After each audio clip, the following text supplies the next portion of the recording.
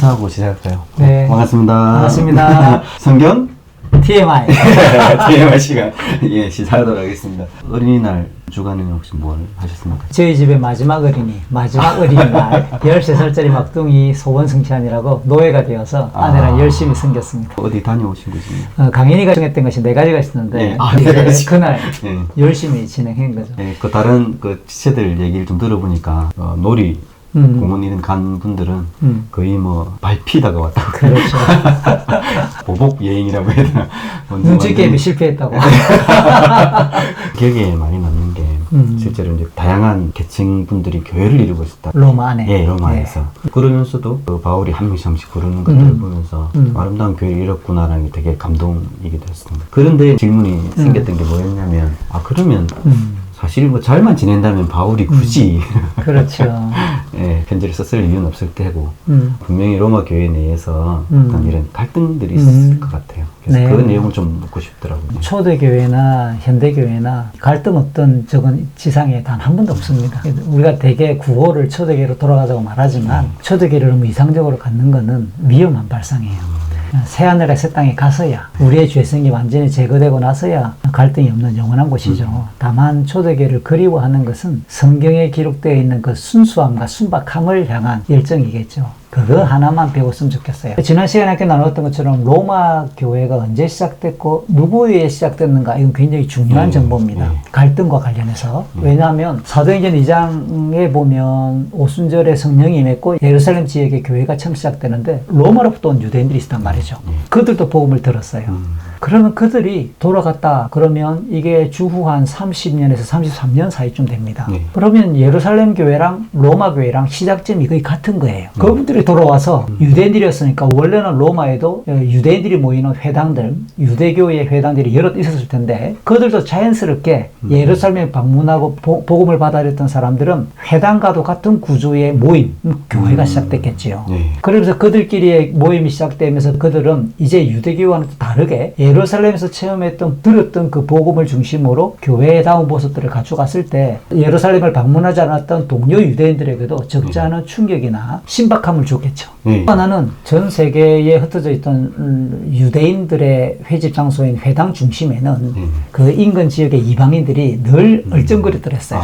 왜냐하면 이방인들의 신앙이라는 게 그리스 로마 신화만 놓고 봐도 굉장히 음란하고요. 비윤리적인 내용들이 너무 많아요. 그런데 유대인들이 믿고 있는 구약 성경을 중심으로 언급된 하나님을 향한 예배나 모임을 보면 굉장히 정중하고 젠틀하잖아요. 그러니까 이방인들이 삶의 윤리만 놓고 봤어도 유대인들에 대한 관심이나 주목하고 이게 동경의 대상이 되는 모습에 대해서 얼쩡거리는 사람이 있어요. 그걸 영어로는 God feared, 하나님을 좀 경외하고 관심을 가지는 이방인 무리들을 가리키는데 회당 중심에 늘 그들이 얼쩡거려요. 자, 그러면 예루살렘을 방문해서 복음을 듣고 돌아와 로마에서 회당 비슷한 초대교회를 구성했던 로마의 가정교회 주변에도 비슷한 사람이 또 있었겠죠. 그렇게 본다면 자연스럽게 로마 교회의 출발은 예루살렘을 방문했다가 돌아왔던 유대인 중심의 교회가 시작됐고 그 다음 이방인들이 소수 관심을 가진 사람이 들어왔을 가능성이 있고 로마 시내에 있던 유대인들이 또 전도가 돼서 들어온 사람들이 있었겠죠.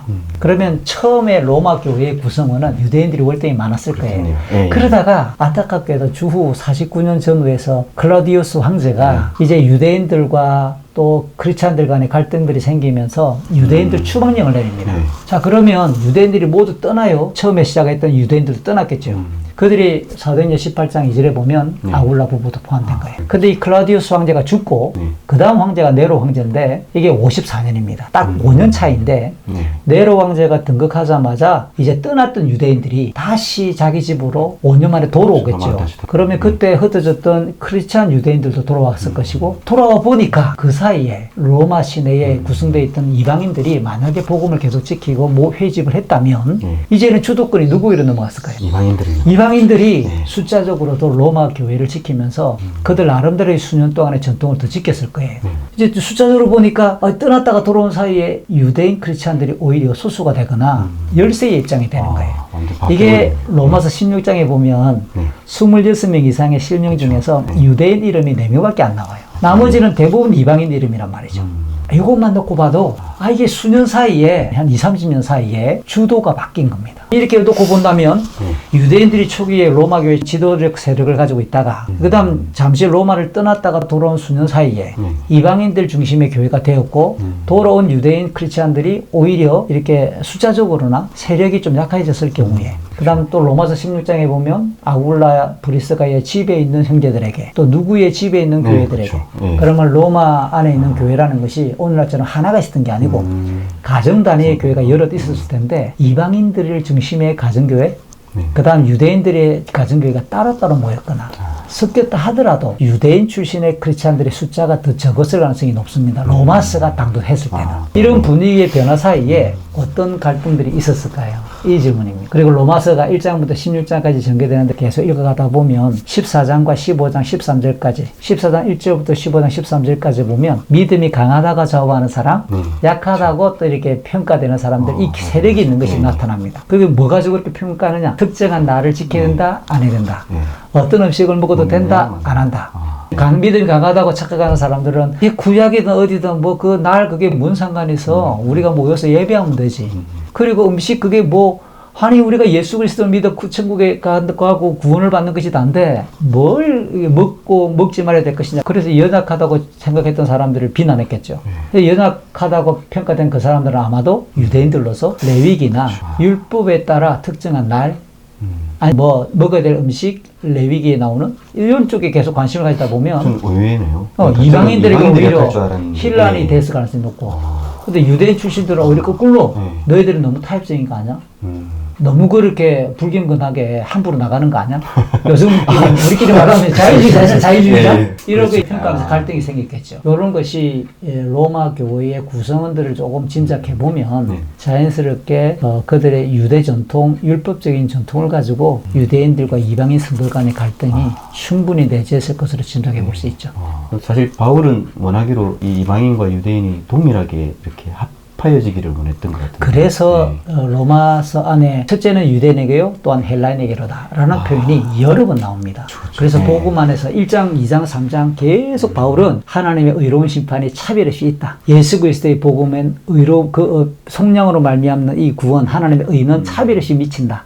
이걸 왜 이야기했겠어요? 갈등을 전제로 하는 거죠. 그러니까 바울은 계시 역사의 순수성으로 볼 때는 유대인들에게 먼저 왜냐하면 구약에서 그렇게 이야기했던 것을 바탕으로 확산되기 때문에 그 순서를 말하나 우리가 하나님 앞에 의로운 심판을 받거나 구원의 효력이 미치는 범위에서는 차별이 없다. 이걸 강조하는 거죠. 시대적으로 지금으로 바꾸어도 적용될 만한 점들이 있을 것 같긴 합니다. 예수 그리스도의 십자가로 부활과 그 믿음을 전제로 우리는 구원받으니까 특정한 날이나 음식에 대해서 자유하다고 이야기합니다. 그러면서도 덕을 이야기하고 성령께서 우리에게 주시는 화평을 말하고 의를 말하거든요. 저는 그런 면에서 이제 우리가 예를 들면 자라온 신앙의 배경이 다 다양하고 성교단체 출신들이 다양하고 사는 거주지에 따라 어느 A라는 교회를 출석했는데 보니까 이런 다양한 세계관과 신앙적 스펙트럼이 넓은 사람들이 모여있을 때 조심해야 되는 거죠. 진짜 우리가 예수 그리스도의 십자가와 부활로 말미암는 그리스도의 복음이 가장 절대적인 기준이라 그러면 나름대로의 세계관이나 신앙적 배경은 그걸 절대화해서는 안 되는 겁니다. 상대화하고 자기 나름대로의 경건의 모양과 능력으로 가져가는 거는 괜찮으나 그걸 다 다른 사람들에게 적용시키면 큰일 나죠. 지금 이제 한국 교회가 제가 종종 이야기하는 것처럼 정치적 스펙트럼에 빠졌다고 말하는 거는 특정한 단어가 나오면 이게 참 조심스러운 표현이나 동성애 몇 가지 단어만 나오면 도끼로 찍어내듯이 저는 이건 굉장히 위험하고 우리가 함정에 빠졌다라는 생각이 들어요. 그러나 교회 안에는 예를 들면 1번을 찍는 사람도 있고 2번을 찍는 사람도 있고 이건 누구나 있을 수 있는 거예요. 그러면서도 우리가 그 위에 복음과 하나님 나라에 대한 가치가 더 절대적이어야 되는 건데 이것을 수용할 만한 우리 가운데 성수가 없는 그래서 로마 교회 안에 있으나서 그 갈등이나 오늘 우리에게 적용해 볼 때는 몇 가지 구체적인 지침이든 정치적인 어떤 색깔이든 간에 이런 것을 가지고 형제됨을 깨트리려고 하는 것은 우리가 철저히 미숙하면서 연약할 수밖에 없는 모습을 드러내는 거죠. 정치든 이런 부분들을 다 뛰어넘을 수 있는 그런 자세들이 사실 필요합니다. 그게 사실 복음인 것 같은데요. 그리고 다음 질문으로 네. 제가 넘어가고 싶은데 대부분의 유대인들은 그 할례를 어쨌든 구원의 표지로 그렇게 했을 텐데 저는 이제 갑자기 궁금했던 게 아니, 그럼 여인들은 할례를 받지 않잖아요. 여인들의 구원은 어떻게 표지를 삼는 건지 이게 갑자기 궁금하더라고요. 어쨌든 유대인들이 다른 이방인들하고 신체적인 특징이 나타나는데 그들이 하나님의 택한 백성이자 신앙의 표지와도 무관하지 않는 남자들의 생식기 끝에 표피를 자르는 오늘날의 포경수술과 같은 것으로 이해하면 좀 쉽겠습니다. 이게 창세기 17장에 이후에 나타나는 하나님께서 아브라함에게 약속했던 또 명령하셨던 내용의 규정이니까 유대인들은 뭐 목숨을 걸 만큼 자연스럽게 아브라함의 후손이 구원과 직결되는 그들의 조건으로 이해한다고 보면 할례는 절대적인 신체적인 표지인 거죠. 그런데 여자들은 어떻게 됐을까라고 생각할 때 우선 유대인들이 여인들을 어떻게 이해했는가를 먼저 보면 좀 도움이 될 듯한데요. 예수님 당시에 신약성경 당시에 예루살렘에 있었던 성전의 구조를 한번 머릿속에 떠올려 보십시오. 이게 보면 그 주전 한 20년경에 로마 제국으로부터 유대 땅을 다스리도록 왕권을 허락받았던 헤롯에 의해 지어진 성전이 이제 예수님 당시에는 있던 그래서 헤롯 성전이라고 말합니다. 역사적으로 보면 세 번째 성전이에요. 솔로몬의 성전, 그다음 무너졌다가 포로주에서 돌아와서 스룹바벨에서 지어지는 재건되는 스룹바벨 성전. 그러다가 이제 헤롯에 의해서 다시 재건되고 확장되면서 이름 붙여진 것이 세 번째 헤롯 성전이라고 말해요. 이 헤롯 성전은 본 건물은 일찍 만들어지지만 주변의 뜰과 울타리와 조경 등이 무려 주전 20년부터 시작해가지고 주후 64년까지 헤롯은 죽고 그의 아들 손자들까지 계속 이어집니다. 완공된 것이 64년경이라고 말하는데 6년 있다가 70년 뒤에 완전히 또 무너지는 거예요. 그래서 외적인 것에 신경 쓰면 허망하게 망합니다.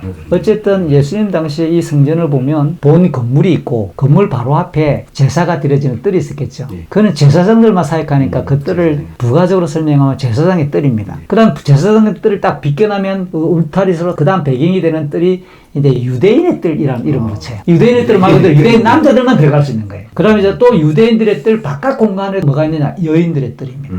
이건 누가? 유대인 여자들만. 그 다음 유대인들의 뜰 밖으로 높이 1.4m 정도로 해가지고 온 사방으로 담벼락을 해놓고 이제 문 몇 개 달아놓고 그 바깥 뜰을 이제 이방인의 뜰이라고 말하는 거예요. 그 이방인의 뜰에 복음서에 보면 예수님이 이제 소동을 피우셨던 재물을 파는 그리고 성전세를 바꿔주는 환정상들 그게 이방인의 뜰에 있는 거예요. 그러면 생각을 해보세요. 유대인들의 성전이 그렇게 지었다고 말하는 것은 여인을 유대인 남자와 이방인 사이에 위치하고 있는 마치 이게 과도기적인 존재인 것처럼 그렇게 이해하고 있다라는 거예요. 그리고 또 하나 유대인들의 여러 주요 자료들 제가 말하는 주요 자료는 참고할 만한 자료라기보다는 그들이 구전율법이라고 말할 만한 자료들입니다. 뭐 구전율법도 종류가 미드라시, 뭐 미시나 그 다음 내려오면 제일 뒤에 후대에는 탈무드까지 되는데요. 이런 그들에게 경전이에요. 그들의 경전에 보면 존경받는 랍비들이 기록했고 감론했던 내용들이 기록되어 있는데 그게 보면 아내와 너무 말을 하는 것은 지옥에 빠질 일이다. 지옥에 들어가요. 심지어 딸에게 율법을 가르치는 것은 참기짓을 가르치는 것과 똑같다. 왜 이렇게 세게 이야기했을까? 유대인들은 문자적으로 읽으니까 아담과 하와 중에 누가 먼저 타락했을까요? 하와가 먼저 먹고 남편을 유혹해서 줬다고 해석하는 거예요. 그러니까 유대인들이 보기에는 여성들이 모든 인간들이 타락하게 된 원흉을 제공했다고 보는 겁니다. 그래서 자연스럽게 유대인들이 가지고 있는 유대인 세계에서 여자라고 하는 관점은 결혼하기 전에는 철저하게 아버지에게 종속적이고 결혼하고 나면 남편에게 종속적이고 그런 사이에서 이제 자연스럽게 율법이 십계명이나 율법이 명하는 명백한 죄를 범하지 않으면 아버지 따라 남편 따라 천국에 가는 걸로. 그래서 우리가 율법을 읽어보면 대부분의 조항이 남성에게 말하는 것처럼 되어 있고 예수님 당시에 유대인들도 그렇게 해석을 하는 거예요.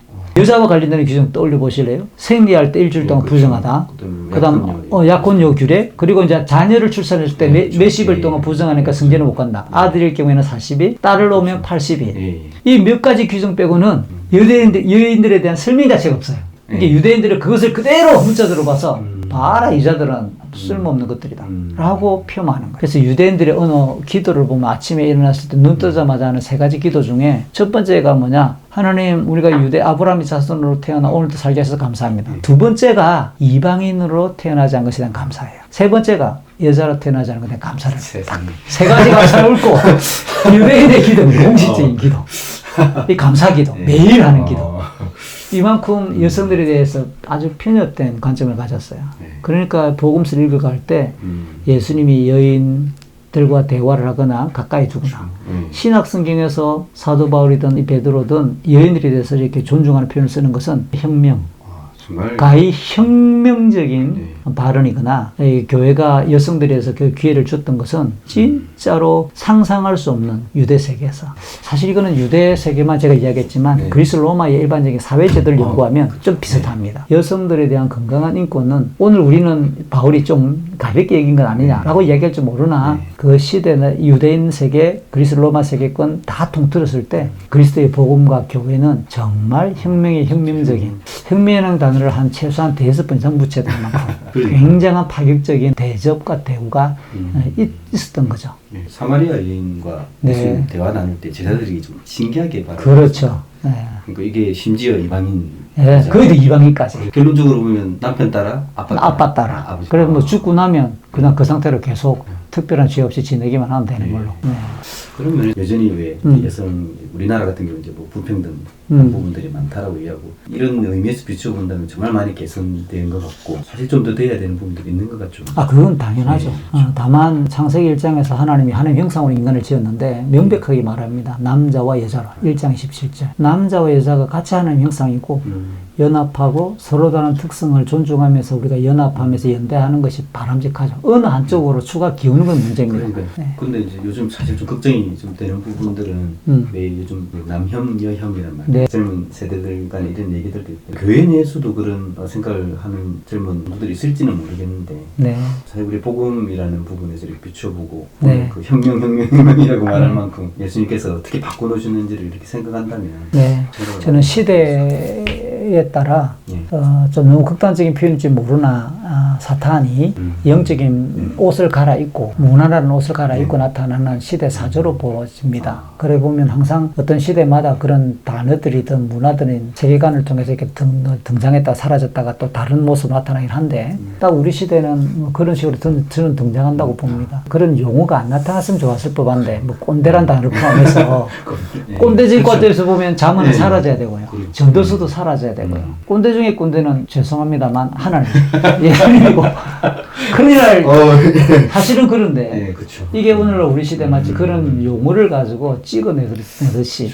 그래서 남성의 혐오, 여성의 혐오 마찬가지라고 저는 생각을 해요. 정말 그리스도의 복음은 그 어떤 차별과 구분을 뛰어넘는 온전하게 우리의 죄성만을 들춰내며 하나님 앞에 엎드리고 또 이렇게 연합하게 만들어야 되는데, 참 그동안 우리 한국교회를 포함해서 지상의 교회들이 역시 똑같이 성숙하지 못했기 때문에 많은 차별과 또 우리도 그게 동지하는 면도 분명히 있었다고 보여지는 거죠. 이제 마지막 질문입니다. 유대인들의 위선과 영적 무례함을 책망하면서 우상을 가증히 여기는 네가 신전 문구는 도둑질하는, 로마서 2장 22절이다. 왜 이건 무슨 말일까? 신전이라는 게 성전인가 아니면 또 다른 이방 신전인가? 바울이 그 다음 구절 설명이 좀 좋은데 이런 경우에 설명이 없단 말은 로마에 있는 성도들, 그 교회가 보편적으로 다 알고 있다는 거겠죠. 우리는 모를 뿐이에요. 그러다 보니까 이게 뭘까 추적할 수밖에 없는데, 우선 기본적으로 2000년 동안 이 로마서 2장 22절에 대해 어떻게 해석해 왔는가가 일단 기본적인 입장이 될 것입니다. 또 그리고 이게 그리스어로 기록된 이 로마서 2장을 저도 읽어보니까요, 여기 신전 물건을 때 신전은 당시의 이방 신전일 수도 있고 예루살렘에 있는 성전을 가리킬 수도 있는 그런 단어예요. 이런 내용들을 우선 가지고 그동안 교회가 어떻게 해석해 왔는가라고 보니까 크게 4가지 정도의 관점이 보입니다. 첫 번째는 뭐냐면, 이 로마서가 전송되고 배달되었을 당시에 로마 시내를 포함해서 유대인들이 사용했던 여러 금속 물건들 중에서는 이방 신전에 비치되어 있던 우상들을 녹여서 일상의 어떤 그릇이나 도구도로 사용될 때 아무런 이제 그 뭐 의심 없이 그렇게 사용됐던 것에 대해서 사도 바울이 조금은 책망하고 있지 않냐. 너희들은 우상 그렇게 요구하면서 그 우상의 어떤 것을 녹여서 사용하는 것에 대해서는 아무렇지도 않게 사용하냐 라고 질책했다고 해석하는 관점이 하나가 있고요.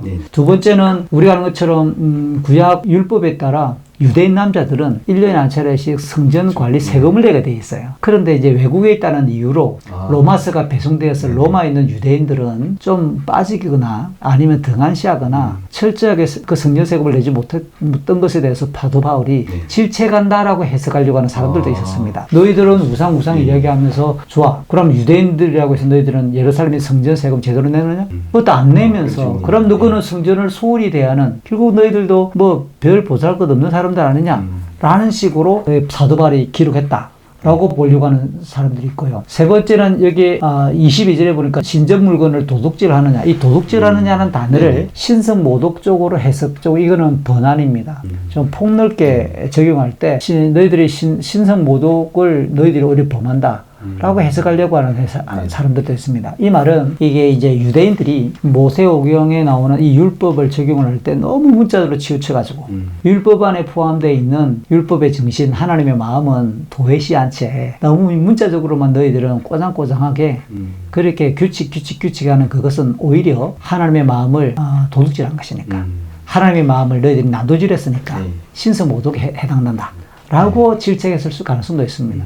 어찌 보면 이 세 번째 해석은 좀 무난하다고 볼 수 있어요. 근데 그 중에 영국의 신학자 중에 사도 바울에 대해서 세계적인 권위가로 일컬어질 만한 학자 중에 F.F. 브루스라는 사람이 있어요. 아마 우리 종교사 운동이나 GT 사람들도 아마 이름이 있을 텐데 김세윤 박사님이 우리나라 신학자들 중에서는 F.F. 브루스의 첫 번째 제자로 제가 알고 있어요. 그렇게 김세윤 박사님도 현존하는 세계적인 바울에 대해서 권위가 중에 한 명인데요. 이 브루스의 로마서 강해와 연구서를 제가 한번 읽어보니까 이 본문을 어떻게 풀었냐면 주목해볼 필요가 있는데요. 이게 재밌어요.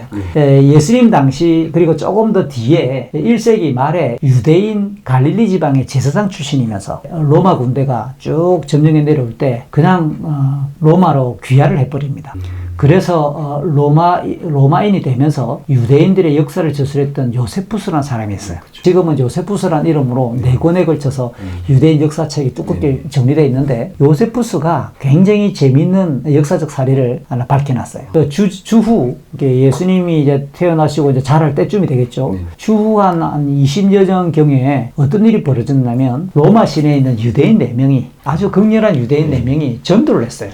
그 전도란 개념은 예수님을 전도한 게 아니고요. 이 4명의 유대인들이 예루살렘 성전에 그에게 헌금을 하도록 유도한 겁니다. 부인이 유대교로 귀화하면서 헌금을 강요해서 구슬 흘려가지고 그에게 헌금을 했는데 그 과정에 중간에서 이걸 횡령을 합니다. 요게 들통이 난 겁니다.